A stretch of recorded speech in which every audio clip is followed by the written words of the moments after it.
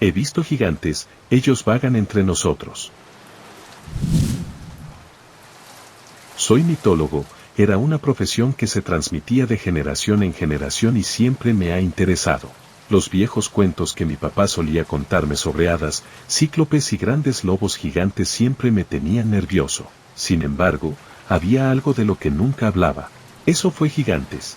Cada vez que mencionaba el pensamiento de los gigantes, claramente cambiaba de alegre a frío como una piedra, incluso temeroso a veces.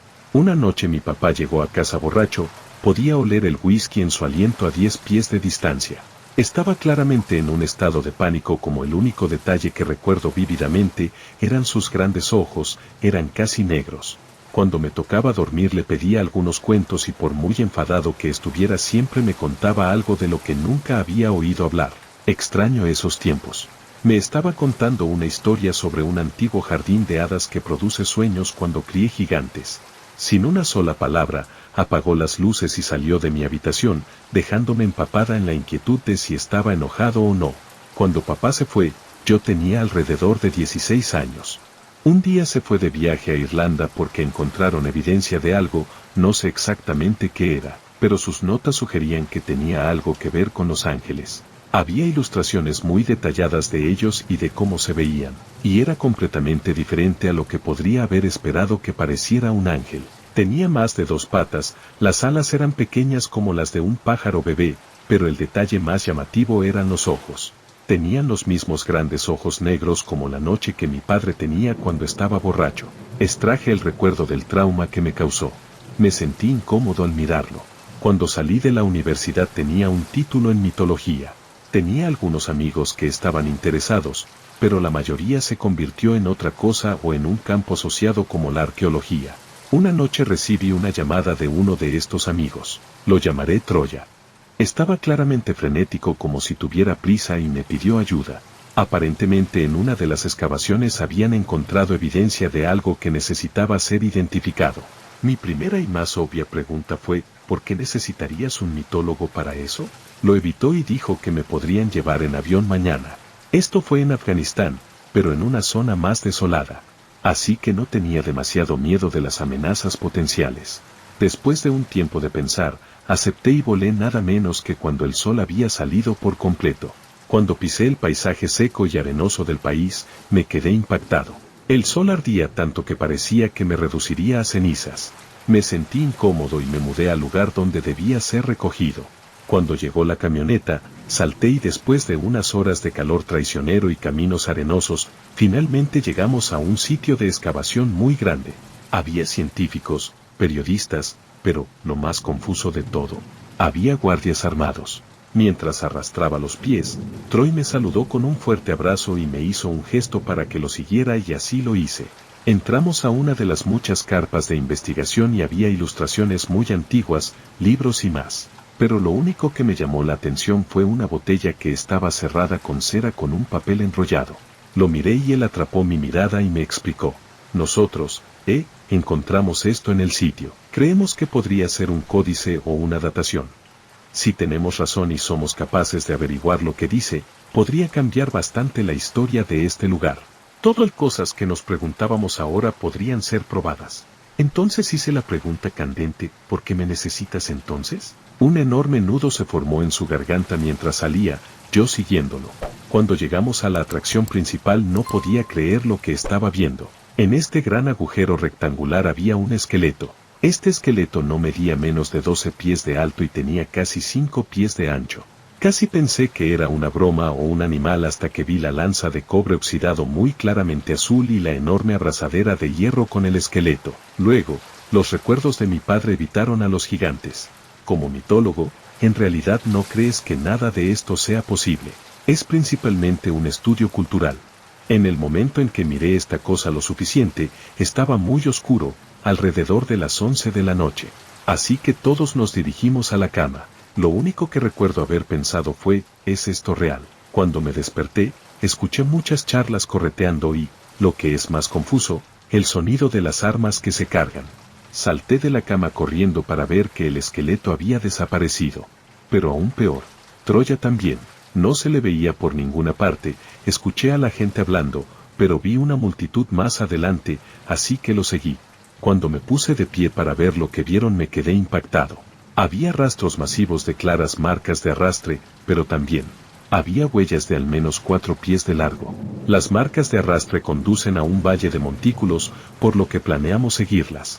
Nuestro pensamiento principal era que Troy se había llevado el cuerpo y planeaba venderlo. Cuando entré en su tienda, todo estaba claramente tirado frenéticamente, como si hubiera corrido para levantarse de la cama rápidamente. Pero también, la botella con el mensaje se había ido. Salí corriendo y me fui con el grupo. Siguiendo los rastros comencé a sentirme ansioso, incluso temeroso. Algo en esto no estaba bien. ¿Cómo pudo haber sacado ese enorme esqueleto de ese pozo y no haber hecho ningún ruido? Sin embargo, el peso, la lanza y la abrazadera también se habían ido. ¿Cómo fue posible todo esto? Cuando el sendero comenzó a cambiar, subió una pendiente similar a una rampa hacia las partes superiores de estos montículos. Tenían alrededor de 100 a 500 metros de altura. Cuando lo seguimos, llegamos a una cueva y, sin dudarlo, el grupo entró arrastrando los pies. Me quedé allí en estado de shock, pero antes de que pudiera pensar, mis piernas lo hicieron por mí y me mudé. Lo primero que noté fue el olor, era rancio, peor que la muerte. Pero lo segundo era la oscuridad. Tenía una antorcha conmigo, pero antes de encenderla me sentía impotente. Si me perdiera aquí sin una antorcha nunca lo lograría, me vería obligado a morir lentamente, constreñido solo por los límites de las paredes rocosas. Cuando encendí la habitación, vi que el grupo estaba un poco por delante, así que corrí para alcanzarlos. Cuando golpeé una roca suelta, esta rebotó contra la pared haciendo un fuerte eco. Entonces lo escuchamos. Fuertes pasos pesados vinieron de la cueva justo enfrente del grupo. El primer pensamiento fue un animal salvaje y muchos de nosotros salimos corriendo. Cuando lo logramos, escuchamos gritos y gritos, luego el ruido comenzó a amortiguarse hasta que todo se detuvo. Escuchamos crujidos, slurping, el sonido de un depredador alimentándose de su presa. Uno de los muchos guardias armados cargó rápidamente su rifle y los sonidos cesaron. Los pasos lentos esta vez venían hacia nosotros y los guardias inmediatamente pusieron sus armas esperando. Una forma masiva de un ser humano se formó a partir de la oscuridad, incluso por eso pude decir que medía alrededor de 15 pies, tal vez incluso más. Entonces surgió. Desde esa cueva, un hacha enorme golpeó a uno de los guardias en el cuerpo y lo envió fuera de la montaña. No hubo gritos, murió instantáneamente. La figura emergió y por lo que vi quedará grabada en mi memoria como un mensaje.